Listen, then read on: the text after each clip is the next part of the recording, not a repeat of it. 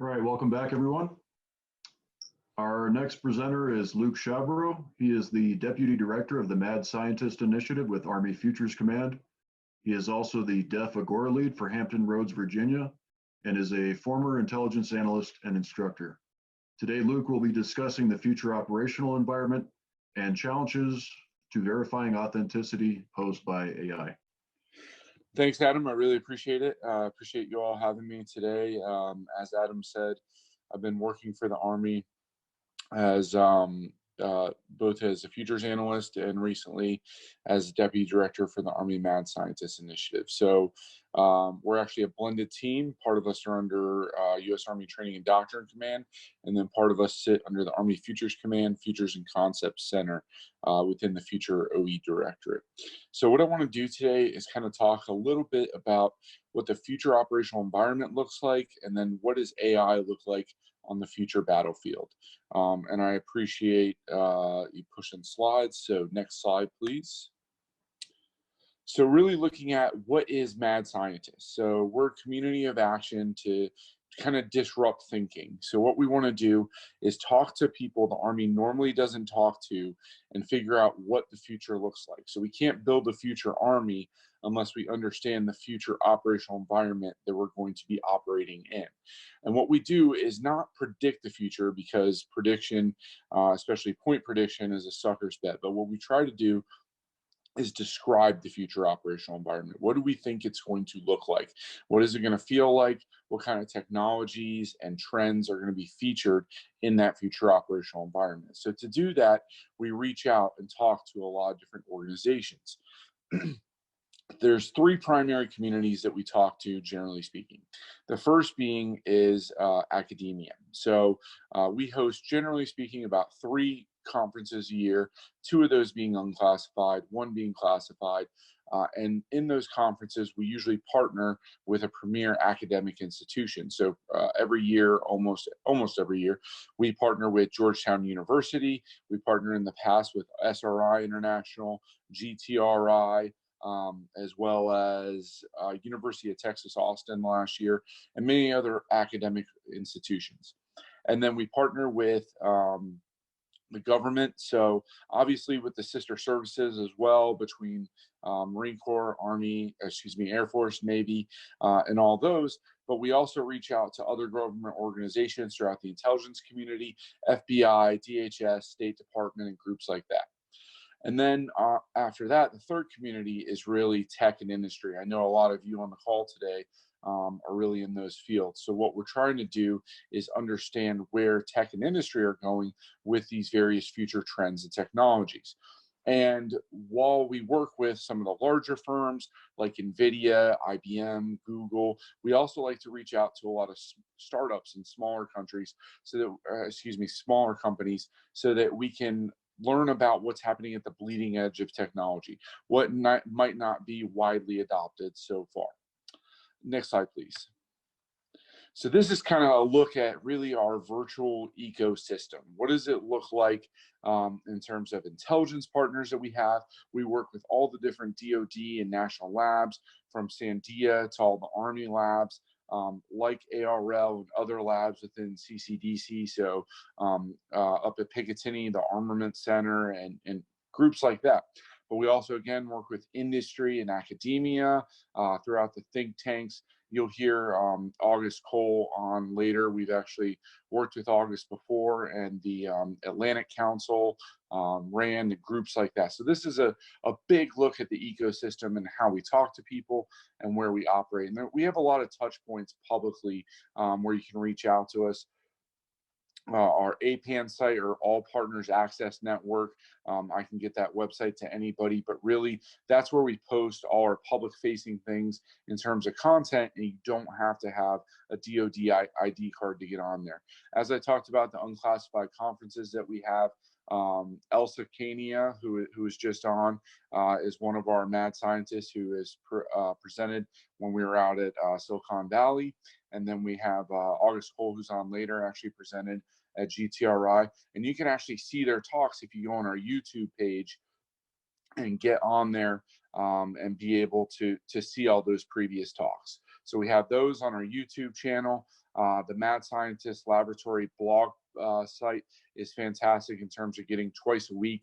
You'll get 1,000 words or less, really, future reads about those future related topics. And then recently we launched the Convergence, the Army Mad Scientist podcast. So Michael Kanan, who you'll hear later, Michael was actually on the podcast. We released that a couple weeks ago. We've had folks like Lieutenant General Wesley, who's a director for FCC. And on top of that, Dr. Cott, who is the chief scientist for Army Research Lab. So that's just kind of a look at some of the things we do within Mad Scientists, and we'd be happy to connect with a lot of you. So next slide, please. So when we're looking to the future and we're trying to understand this future operational environment, how do we do it? So we do it through 4 primary ways. One is storytelling. So I can actually give you a lot of white papers and research and things like that, and it's very informative, and you'll understand more about subjects like, say, artificial intelligence and machine learning. But if we add in the storytelling element, what it allows us to do is really contextualize those technologies that are featured. How are they employed? How are they operationalized? What does it look like in that world? And it allows us to divorce just a little bit from not reality per se, but the constraints of the current operational environment and how we think about things and the paradigms that we look through right now. So storytelling is such a huge part of what we do. And that's why we feature sci-fi authors all the time, like August, like Pete Singer. We've had Martha Wells, who wrote the Murderbot Diaries series, David Brin, who's an award-winning sci-fi author. So we like to bring these people in to help us contextualize all of this through storytelling, and then kind of linking 2 of the ways in which we vision the future with storytelling and crowdsourcing. So we like to crowdsource because there's resident experts within the military and government that we work with all the time, but you have to reach out further, and that's the crux of what the program is. So we have to reach out in these areas and try and get different opinions and ideas. When the 9/11 Commission happened and the report came out, one of the things that was featured that we talk about a lot in Mad Scientists is this idea of a failure of imagination. So we want to get a lot of imagination, creative ideas, not just from the scientists, engineers, and analysts that are within the military, but reaching out. So crowdsourcing, we actually had 2 science fiction writing contests over the last couple of years. And we had hundreds of participants total from a number of different countries. And some of our finalists were a school teacher from Australia or a businessman from England. So you get this wide variety of opinions and ideas, and we like to bring that in to understand the future, so we don't get caught in that group think and that self-confirmation bias. And then edge cases, I kind of talked about earlier when we work with tech and industry, is that we want to get to the bleeding edge of technology and understand. So I talk about this because we look at trends and how they accelerate, and the future is extremely fluid. So when we looked at bioconvergence and this idea of CRISPR and genetically engineered babies, it was something that we thought about really in the later 2020 and 2030 timeframe. But within the last couple of years, as you'll see with the news out of China, CRISPR babies coming out of there, this technology accelerated far further and faster than we potentially anticipated. So that's why we operate as the Army's future scouts and are constantly scanning those horizons to understand how the future is changing. And then finally, historical analogies. History is not perfect. It doesn't rhyme, it doesn't repeat, but it does rhyme. And really what we want to do with history is not have a comparison and say, okay, exactly what is our Maginot Line at this time? What we're trying to do is make sure we're asking the right questions. So for those of you who have heard this briefing before, you're going to be tired of hearing this, but there was a story, it was out of Harvard Business Review, where there was a problem within the cities of America in the early 1900s, where the biggest problem they were having was horse manure. So it was a problem where as they urbanized and they had to have more horses for transportation, logistics, and all these things, there was just horse manure piling up all over the places, in places like Boston and New York City and things like that. And so what they had to do was try and get rid of this because it was a hygiene problem, aesthetics problem. And what were they doing is more and more people were coming in the city. And so they gathered what was really the first urban planners of the nation to kind of figure out what does this mean and how do we tackle this problem. And they never really came up with a solution. But if you look a couple decades later, automobiles had taken over the roadways, and there was no concern in general about horse manure and things like that. So we have to look at examples like that and ask ourselves, are we asking the right questions? Are we looking at the future through the lens of now, or are we looking at the future through what it could be? Next slide, please.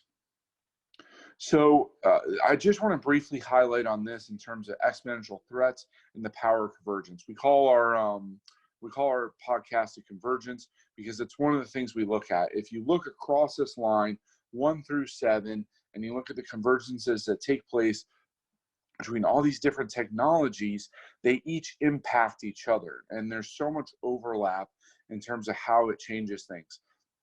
So when we look at robotics, AI, and autonomy, you have to understand that the convergence could really change things in ways that we don't anticipate. That's why predicting the future and understanding it is so hard, in terms of you can look at a lot of the technologies that make up the very phones that you're holding in your hands right now, in terms of the camera, the battery power, the processing that takes place, the display, all these different things.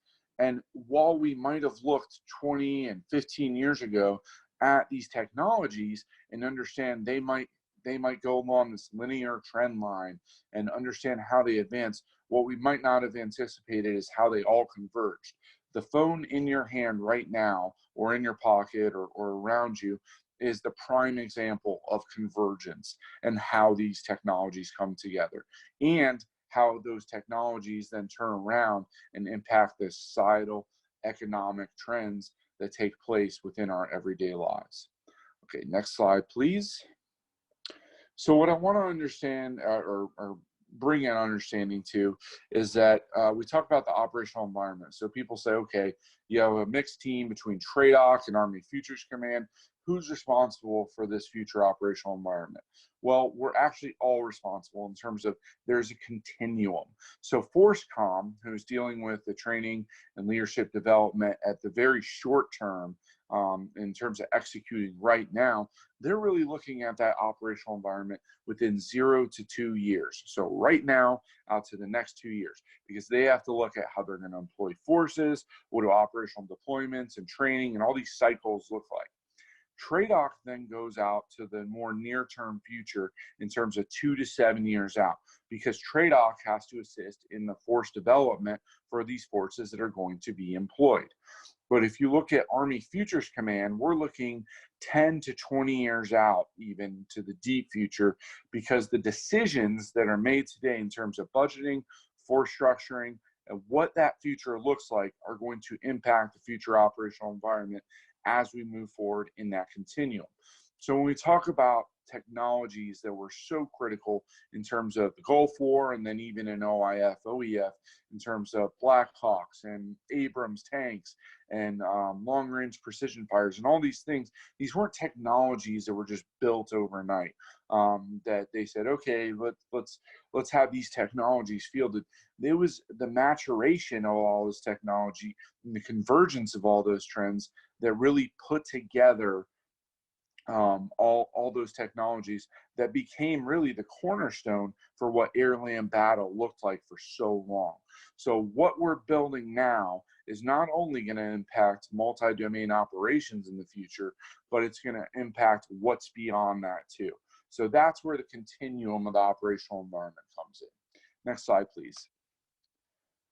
So just a quick look in terms of how we develop that Army OE narrative. How do we have to have a narrative, because you can't go to Capitol Hill and have a divergence of all these different OEs.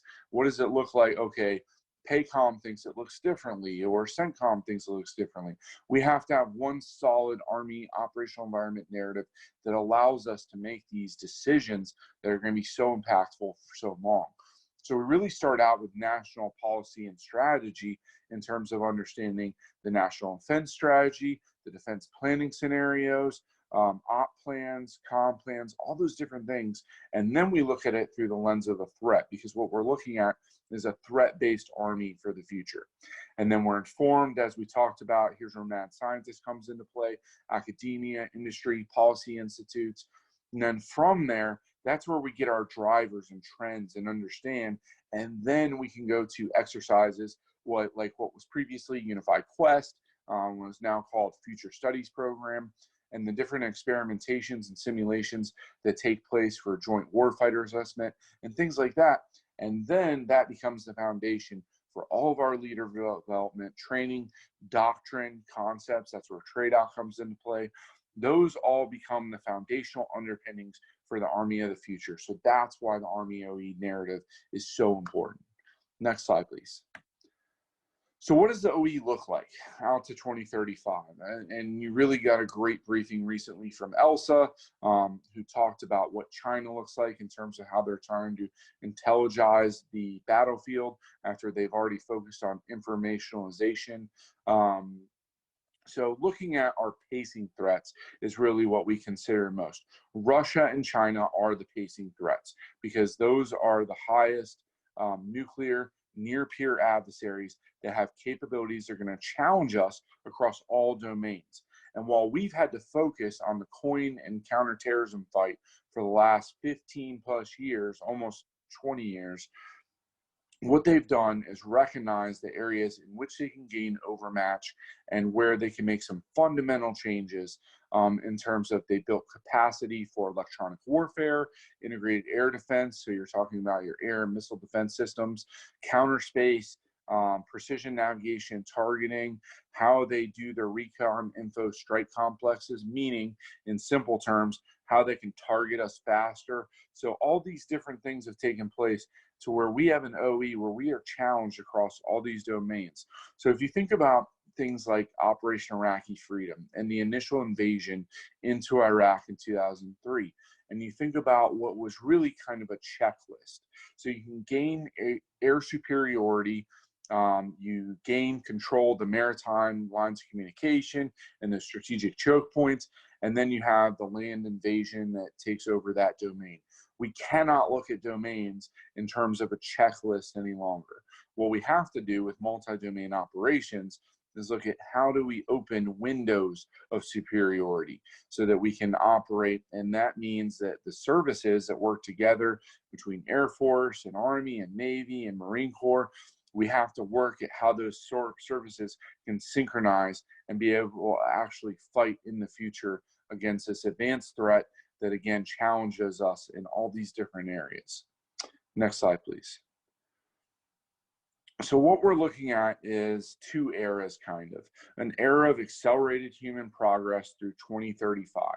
This is where we look at all these different things coming into play in terms of adversaries having access to weapons of mass disruption, cyber, space.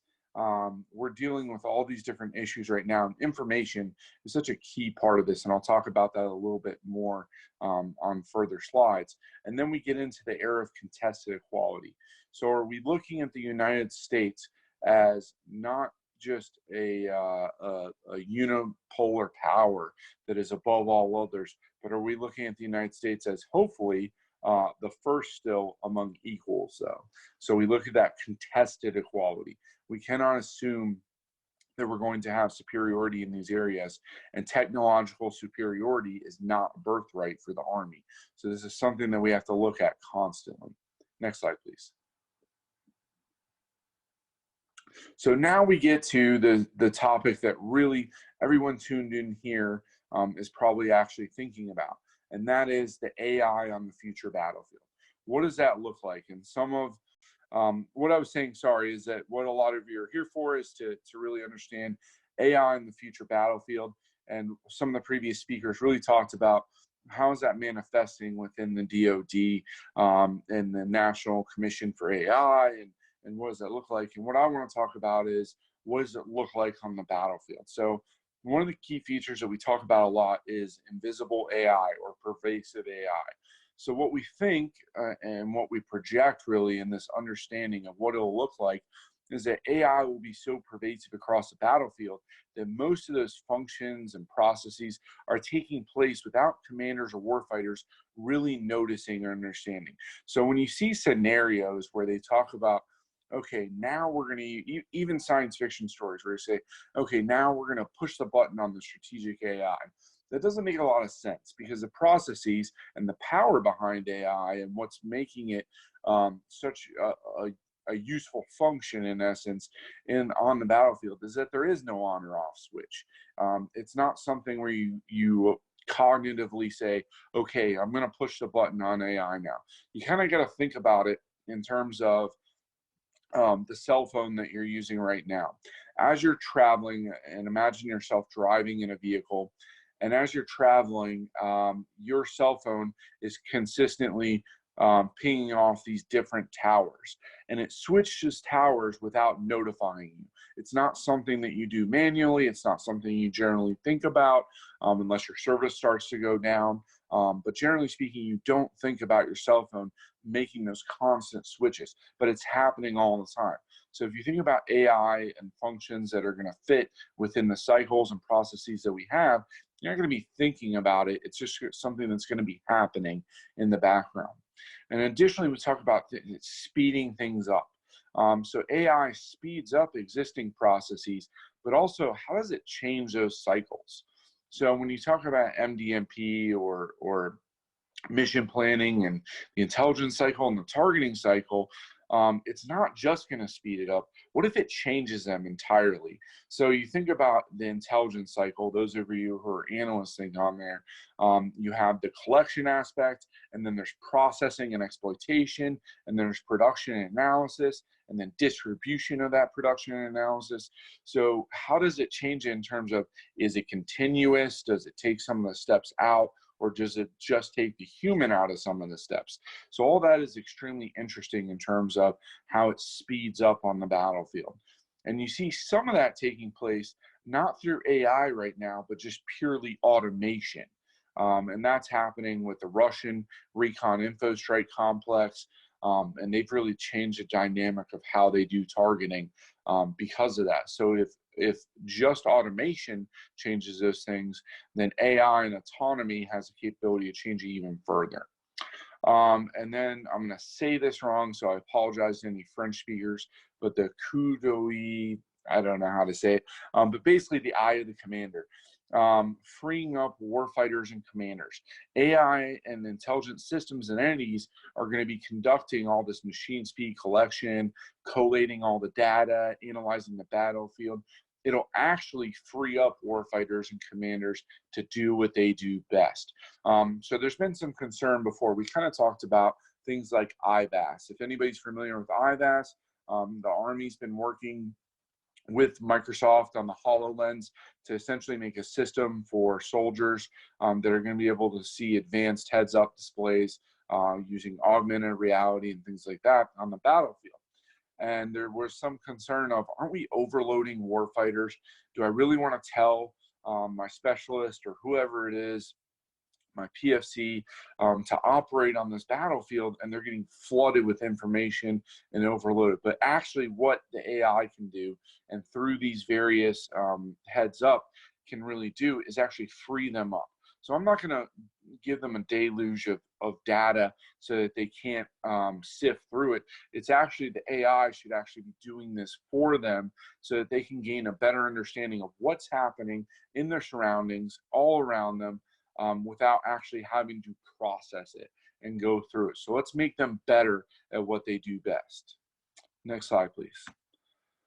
So also what we have to understand is we are living in an environment that is just saturated with data and information, and it's only getting worse or better, depending on how you're looking at it. So we're looking at this data-rich environment that is including now sensors, emitters, systems, networks, and we're moving from an Internet of Things, and you can look around the house around you right now, whether you have an Echo or a smart TV or the phone in your hand, we're looking at going from an Internet of Things to an Internet of Everything. So everything being connected. And soon it'll be something that you don't even think about in terms of the phones, and I keep referencing this, but the phones that we hold in our hands, we'll look at things like rotary and dial-up phones of the past. This is not going to be something that you have to think about. We're going to be enmeshed in all this different smart technology everywhere. So how do you manage that? There's tons of data coming in. If you look at the combined training centers, or excuse me, combat training centers, joint training centers, there's so much data coming into that. So what we're really going to need AI to help us with, in some sense, is spectrum management and really looking at that common operational picture. So you can't rely on humans with this incredible flood of data to be able to look through that without having some AI assistance in those terms.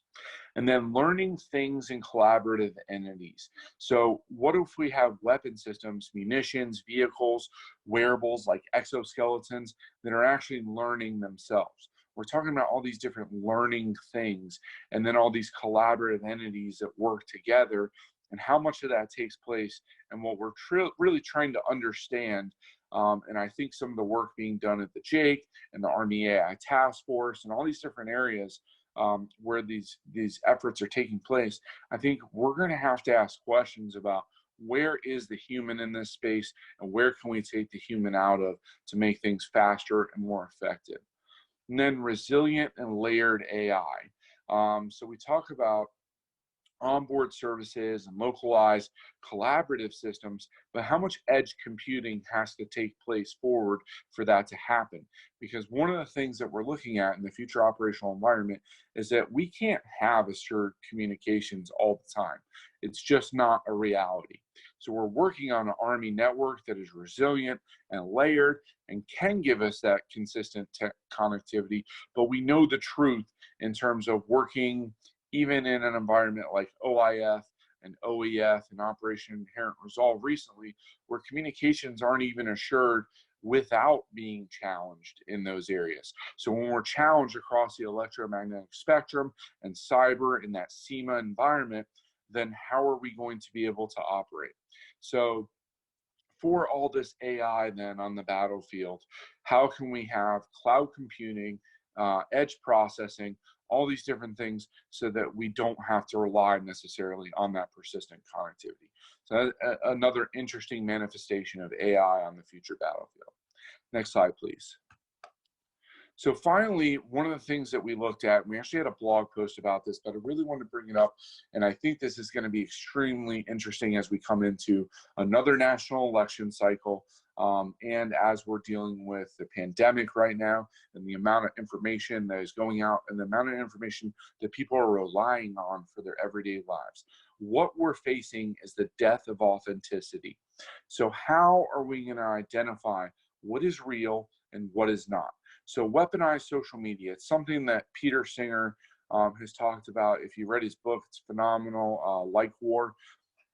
But the weaponization of social media, using things like Twitter, Facebook, Instagram, and others to really warp what people are seeing and thinking. It's disinformation campaigns that have been happening for the span of time, but are now happening in different mediums through social media. But that's really just the tip of the iceberg.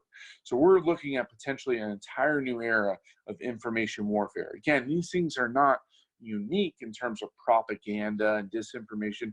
Those things have been happening since biblical times. But what is unique is in terms of how it is manifested and what effect it has on us in everyday life, especially as we rely right now, we're in a virtual conference, as we rely on these technologies to really shape our everyday lives. So deep fakes is one aspect to that. If you haven't watched deep fakes before, there can be comical aspects of it in terms of, You know, there was a scene of Amy Adams from the Superman movie Man of Steel, where they put Nicolas Cage's face over. There's been, you know, in the seedier sides of media, there's been uses of deep fakes. But these videos are constructed so that you can make a person appear to say or do something that they never said. So Jordan Peele actually put together a deep fake showing President Obama saying things that he had never said. And so how does this undermine truth in what we think? And, you know, the old saying of a lie gets, you know, around the world, what is it, 100 times before the truth gets out of bed.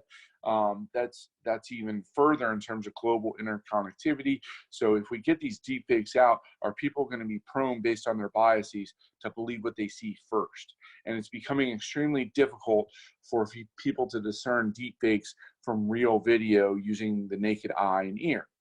And then on top of that, there's now AI generated bodies and faces. So entire bodies. And some of this is used in a non-nefarious manner in terms of, like, I want to be able to sell clothes, and let me show you on various different body types what those clothes look like. But if you look at the face of the gentleman on here with the beard or goatee on there, that person is not real. That person does not exist. That is an entirely fabricated face based on a generative adversarial network, or those GANs. So if you go to thispersondoesnotexist.com, you can continually replicate and just get face after face after face. And that presents a problem. If you're talking about troll bots, and these troll armies, in essence, if you can develop these at scale, and then you put bodies and faces on those, it becomes even more convincing. And then if you add another aspect to it in terms of AI writing, a text generation tool was created that can write AI as realistic prose, as people really write. So if you've ever gotten some of these fake spam emails and things like that, it's pretty obvious. If you take a quick look at it, you can determine, based on misspellings, based on grammatical problems, things that just don't sound like people write. But these new programs for this new open AI can really undermine that, and it becomes increasingly realistic. And so if you can do this all at scale, if you combine just these three technologies, you're really undermining authenticity and truth. What is real, what is fake, and how much can you expose that in the public spaces? So do the convergence of these three technologies spell the death of authenticity? So how do you have populations then that grapple with being flooded with this right now? We already have, everybody knows in terms of what we deal with in terms of fake news and troll accounts and things like that. But what do you do when your population is not just getting it at a level that's kind of considerable to a steady stream compared to a fire hose? And you get flooded by content and personas that are really indistinguishable a lot of times from your fellow citizens, students, and soldiers. Now, there's work being done in terms of DARPA, IARPA, and plenty of other companies and labs that are working to combat this, to be able to make technology that can identify deepfakes. There are giveaways, there are things, but there's constantly a fight and a counterfight between what is fake and what is real. And how do we keep up with that? And how do we keep it to scale? And how do we do it within our American value system? So I think this is a really interesting topic. We're actually going to focus mad scientists. One of our biggest campaigns this year is looking at the weaponization of information. And what does that mean for the future? So we're going to partner with Georgetown University again, but we're also working with a lot of other folks from CNAS, from New America, as we try to understand this weaponization of information. And today, as we talk about AI, AI is such a huge part of that, because as I didn't even really get into comparatively the death of authenticity, there's also a piece of the truth of data, or the validity of data. And is it authentic? And is it faked data? Is it dirty data? How do we collate it? And those are all questions that are going to be part of weaponization information as well. It's not just information that's sent to us of what the eye can see, but rather what is happening in the underpinning of machine learning. As most of you know, understanding of AI and machine learning, the data is the underpinning for all that. So what happens when you can't trust the data? So I've gone on and on. Next slide, please. But that's really what we're looking at in terms of the future operational environment, and what does AI in the battlefield look like, and what does it spell for the death of authenticity. So I'll be happy to take any questions that you all have now. Hey, Luke, it's August. Hey, August, how's it going? I'm doing great.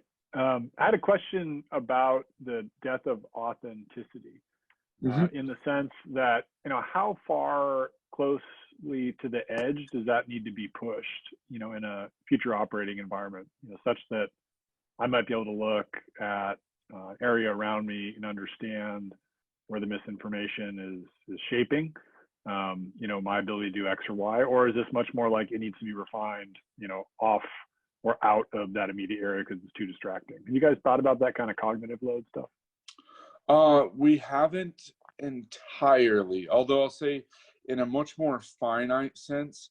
We thought about in terms of misinformation for targeting of systems of a more, a more binary sense in that terms. But in terms of the more amorphous, truth and authenticity, I don't know that we thought about that enough in terms of forward versus outside of that, close up OODA loop. So I think that's an interesting point and something that we want to think about coming forward, because you have to ask yourself kind of what you were talking about. We talked about displays earlier with AI and processing.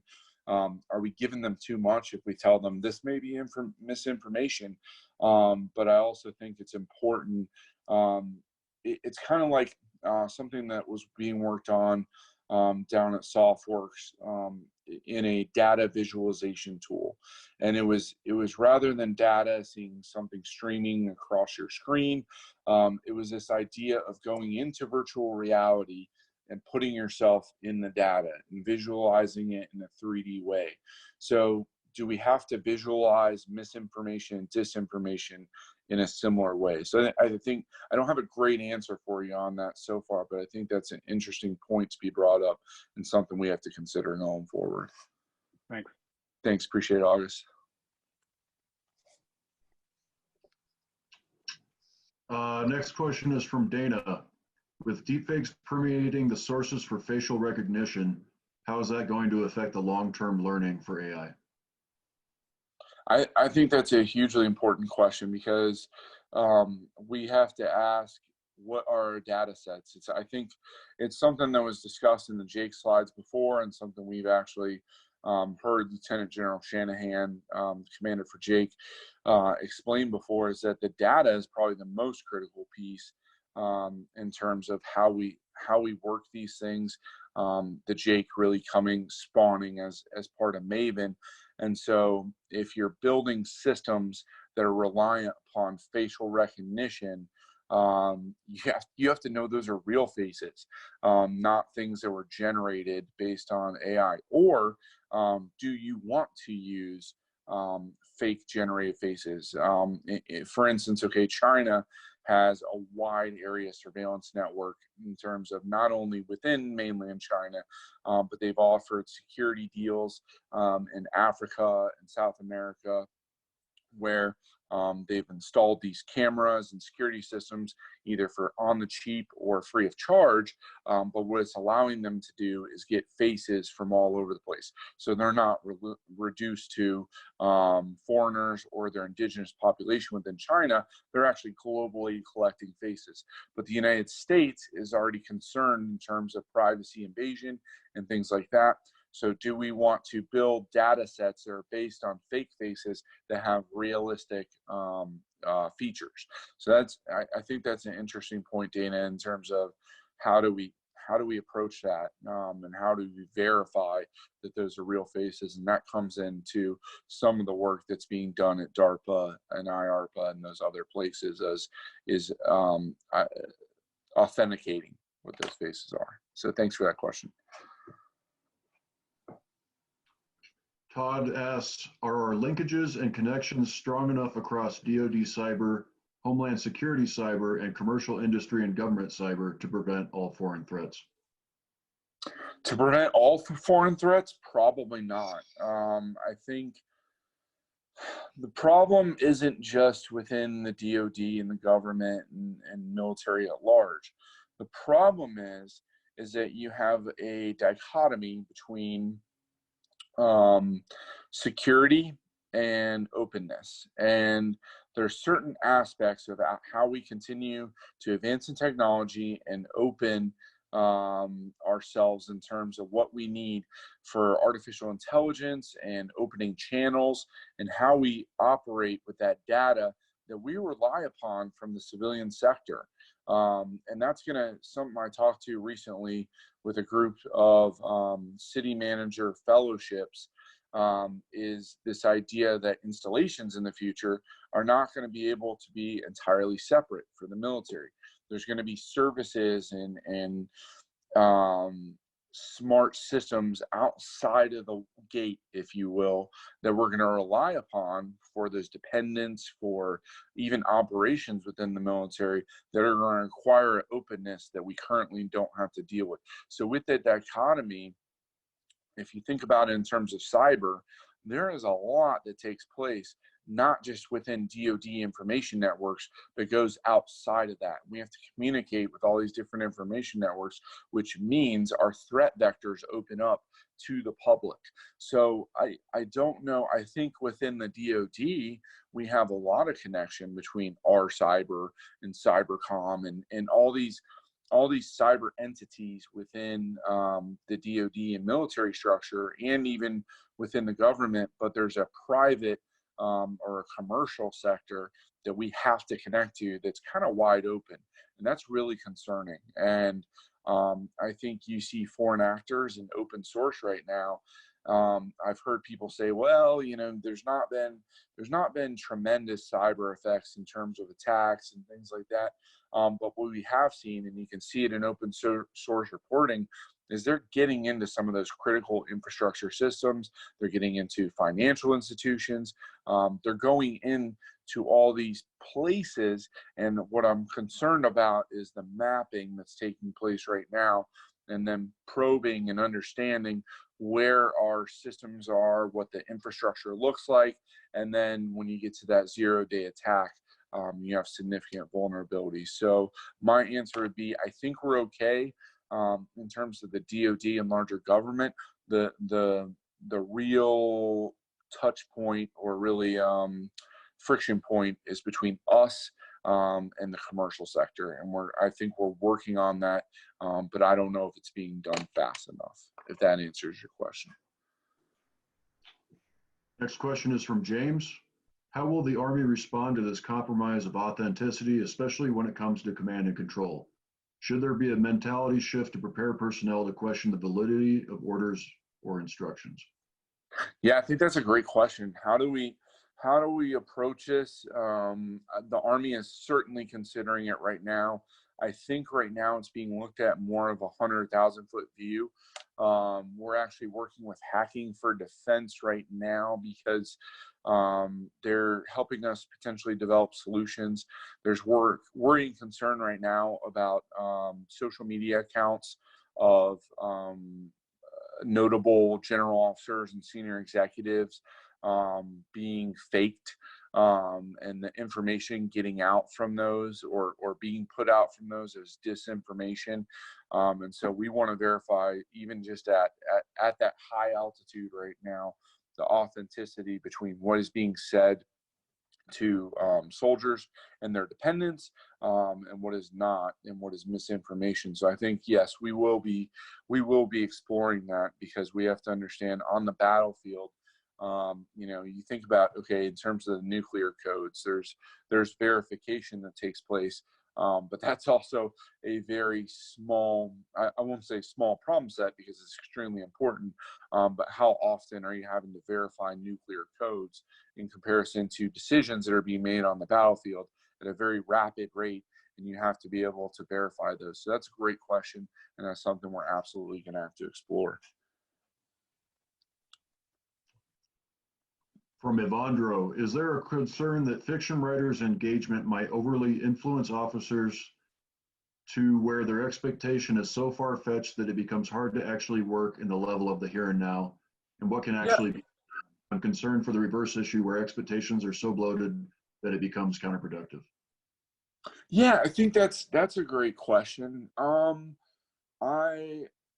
I give a lot of credit to our senior leadership when they see these things. I don't think they're not unintelligent. They're not going to read something and say, okay, we don't make decisions based on science fiction, and that's how I would like to couch it. We don't make decisions based on science fiction in terms of, okay, I read this. We could read Ghost Fleet. Shout out to August. That's on a lot of people's reading list because it's a phenomenal book that helps frame your thinking about the threats that take place that we don't think about necessarily in the here and now. But I don't think you would find any commander that says, I completely changed this decision because of Ghost Fleet. But it does help frame thinking and questions. But we do have to mitigate against that. I think we have to mitigate and let them understand that because something is in this fictional book doesn't mean that it's going to come true. You still have to focus on the here and now. But I think it helps break, again, that paradigm that has us stuck just in the here and now. So I think that's a good question, but I think we've done a pretty good job of mitigating that. And we have very smart leaders that don't get bogged down that too far into it. From Gary, in machine learning or artificial intelligence or other systems, how do you securely share, access cross-organizational data, both military, NGO, and public? Good question. Ask the Jake. I'm kidding. No, that's such a challenging problem right now. So if you look at it, you can look at systems from, if people ever used Geeks back in the day, was Global Command and Control System, DSIGs, ANN.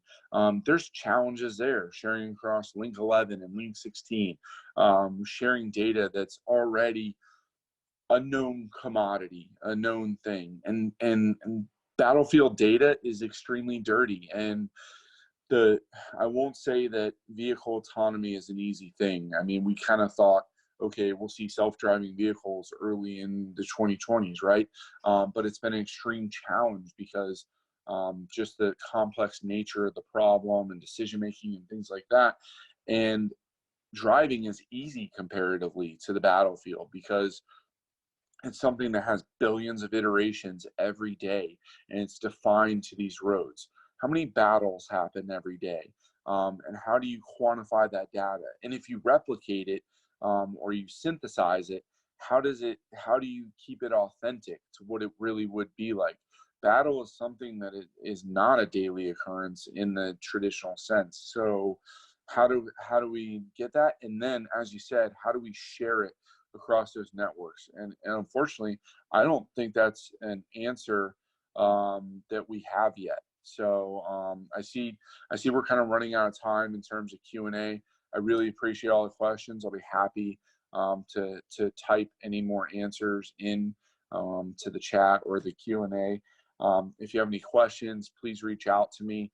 My email is luke.s.shabro.civ@mail.mil. You can follow Army Mad Scientist on Twitter @ArmyMadSci. You can follow the blog. It's madsciblog.tradoc.army.mil. And then if you want to listen to the podcast, which I highly recommend, I'm a little biased, but if you look up on Apple or Spotify or any Stitcher, anything like that, it's the Convergence, an Army Mad Scientist podcast. So I just really want to say thanks to Adam and the entire dev team for having me on. Some phenomenal presentations, and I'd be happy to talk to any of you. Thanks, Luke. Great presentation. For folks whose questions didn't get answered, we'll try to get you some answers to those post-event, and we're going to take a 5-minute break. Thank you.